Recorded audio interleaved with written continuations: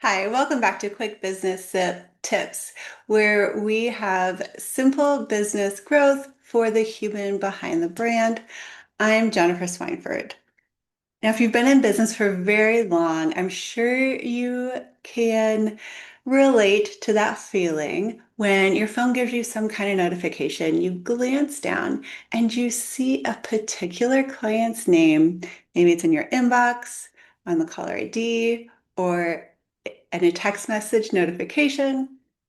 Your stomach just drops. Your shoulders get so tense that they go almost all the way up to your ears.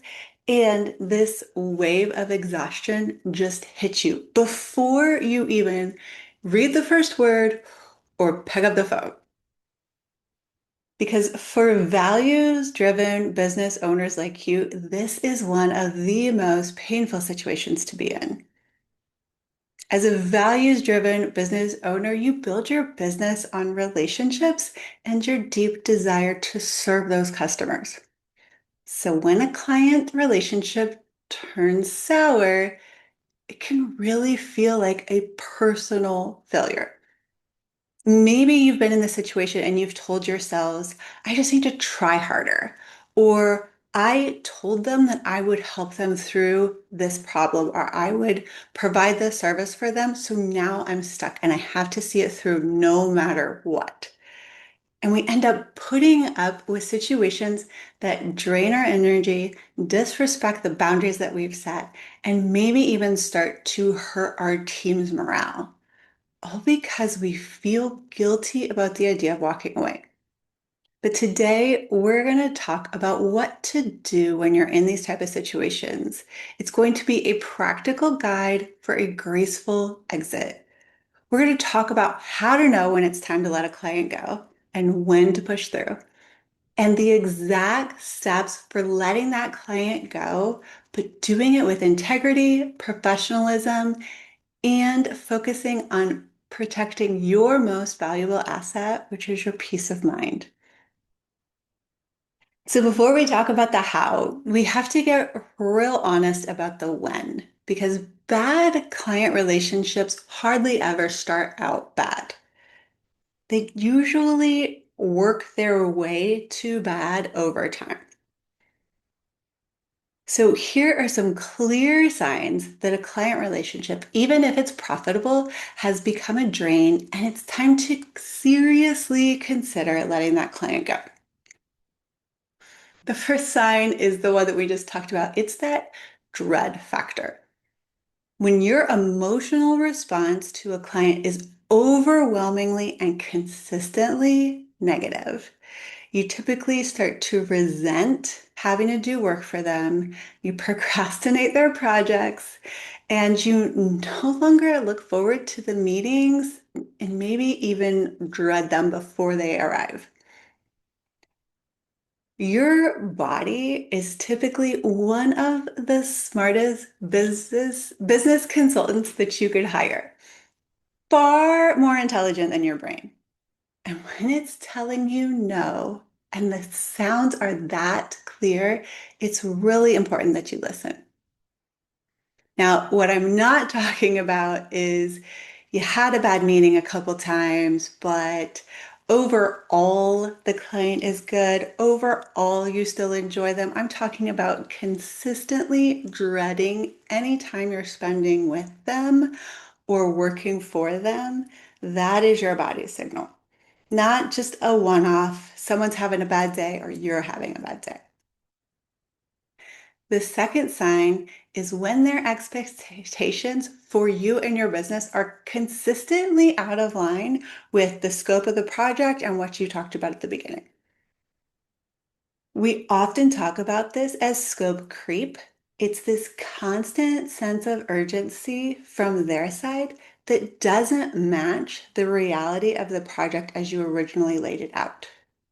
Or the feeling that you just can't do enough to make this client happy.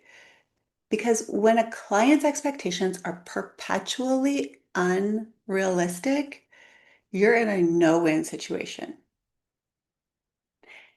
The way to avoid this from the beginning is to set very clear expectations and have that conversation as clearly laid out as tell me what your expectations are. Tell me what looks like success at the end of our relationship together, or 6 months from now, or whatever it is. But sometimes you have those conversations, you get clear on everyone's expectations, your client's expectations, and what you're going to deliver. And then your client's expectations start to change. And when this happens and you can't rein those expectations in and bring them back to that original conversation, that's usually a sign that it's time to consider letting them go. Now, the third red flag is being disrespectful on a consistent basis. Now, this can be as clear as day, like emotional abuse, yelling, using condescending language, belittling you personally or belittling your expertise, or oftentimes it's a little bit more subtle. It might be constantly questioning your invoices, even though you discussed pricing clearly before the relationship started. A complete disregard for your professional advice, or consistently showing up late for meetings, or doing one of those no call, no show situations. Now, we all go through bad days, and it's important to have a conversation in a I'm open to hearing what's going on with you kind of way. But when it's clear that it is just complete disrespect that is causing these actions, then that's just not the way to build a healthy business relationship. It has to start with respect. And once that respect is gone, that foundation of the relationship is broken, and there's not going to be anything else that can fix it other than rebuilding that respect if possible. So, those are the three main things that you could look for that are clear red flags. So, if you're recognizing any of these signs with your current clients, the next thought, because you are a person of integrity, is likely, is this fixable? Or maybe it's my fault. And this is a critical point. Now, to bring clarity to a situation that is often very emotionally charged, I like to use this very simple question. Is this a process problem or a people problem? Because a process problem is about a breakdown in systems or a breakdown in communication.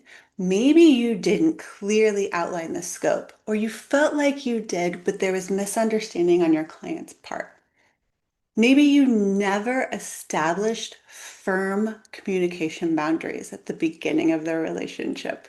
I've talked about in a previous episode where I won't immediately respond to a brand new client because I don't want them to get used to me always responding immediately. I very strategically wait a few hours or even a day, depending on what they're asking for, so that they don't think that, well, she responded in the first 30 seconds on day one, and on week one, and on week three, so she's always going to respond within 30 seconds.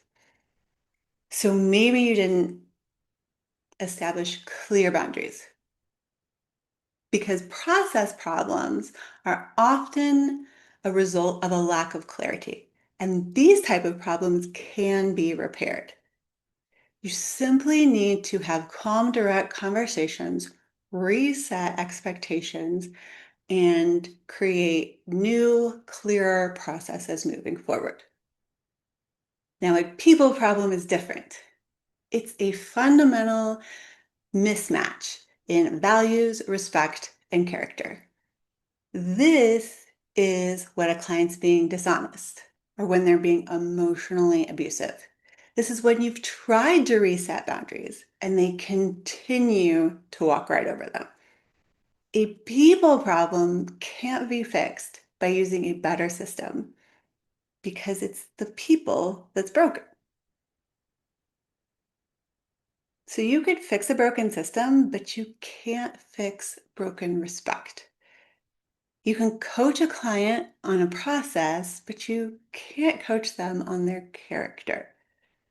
Now, if you've determined that you have a people problem on your hands, then your only action is to prepare for a graceful exit. So once you've made this very difficult but clear decision to exit from a client relationship, it's really good to have a plan to execute it professionally. And I like to use this 4-step plan that makes the process smooth, professional, and as drama-free as possible. So step 1 is just to do the internal preparation work.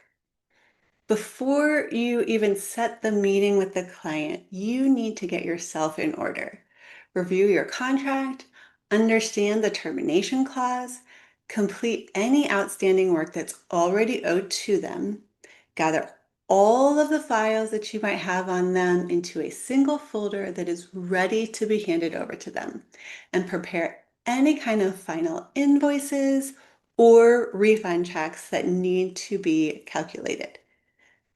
This allows you to start from a place of organized confidence. Step 2 is the moment that so many of us dread, but you can use a simple script to make it easier. This is when you set the meeting with the client, whether it's a call or a Zoom or in person.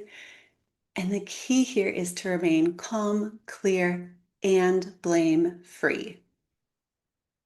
You want to lead with gratitude, state your decision clearly, outline the next steps, and then wish them well. You don't want to list their flaws, but you do want to give them a no-fault reason that is impossible to argue with. And my 2 favorites in this scenario is, after reviewing our work together, I've concluded that we are no longer the best fit for your needs going forward. It's one of those, it's me, it's not you, during a breakup. The second line that you could use is, as my business is moving in a different strategic direction, I'm having to make some tough decisions about the projects I can continue to take on, and go forward from there. Because these 2 phrases are professional, final, and they don't allow room for debate. You're also not placing any blame on them, and you're saying that you are the reason that this is ending. You'll also notice that no blame gets put on you either. Step 3 in the 4-step process is formal documentation. This protects you and your business. After you have a conversation, send a follow-up email clearly summarizing what was discussed and the offboarding plan moving forward. This is the way that you're able to get this in writing, it's dated, and if there are any kind of complex situations or any kind of contentious drama that's happening, you might want to consider signing a mutual release that is drafted by a lawyer to ensure a very clean legal break. The last step is the handover. You're going to execute the plan that you outlined, send them the files that belong to them, any final invoice or refund check, and answer any reasonable logistic questions about this transfer. Once that process is complete and the payment is settled, you professionally disengage from the client. This does not mean that you go on for 3 weeks or 3 months answering ongoing questions. You've given them everything that's theirs. You've given them a clear plan to move forward, and you have washed your hands of this client. The best part of this whole process is the part that comes next.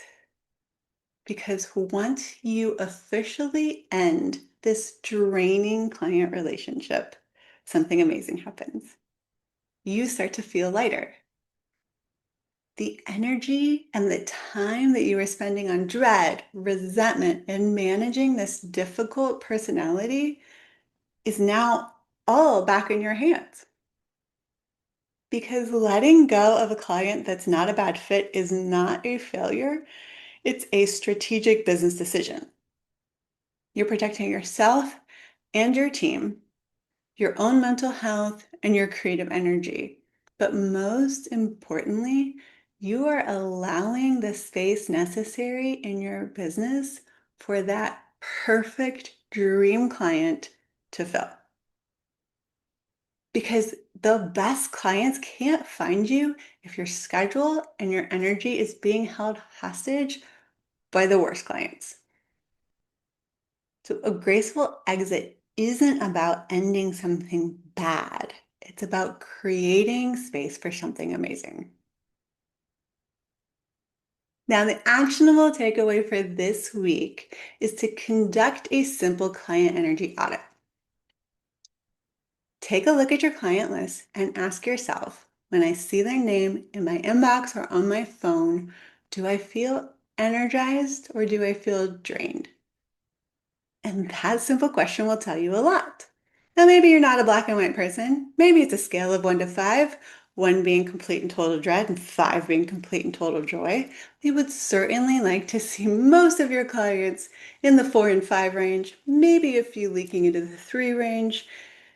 The 1s and the 2s, you need to take a serious look at them and see if this is a process or a people problem.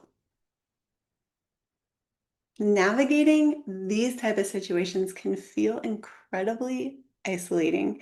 And sometimes all you need is a partner to help you see them more clearly and build the confidence that you need to act. This is something that I work with my clients all the time. So if you are facing a difficult client situation and need a clear, unbiased plan to repair it or gracefully exit from it, I would love for you to book a next level call with me.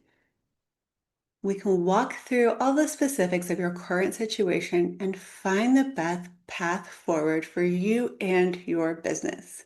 You will find the link in the show notes below. Because let's face it, as a values-driven leader, you have the responsibility to build a business that's not only profitable, but peaceful for you and your team. And you're not under any obligation to work with clients who drain your energy or disrespect you. And a graceful exit is one of the most powerful tools that you have to create a business and a life that you absolutely love. So until next time, lead with integrity, serve with heart, and keep striving for your own limitless impact.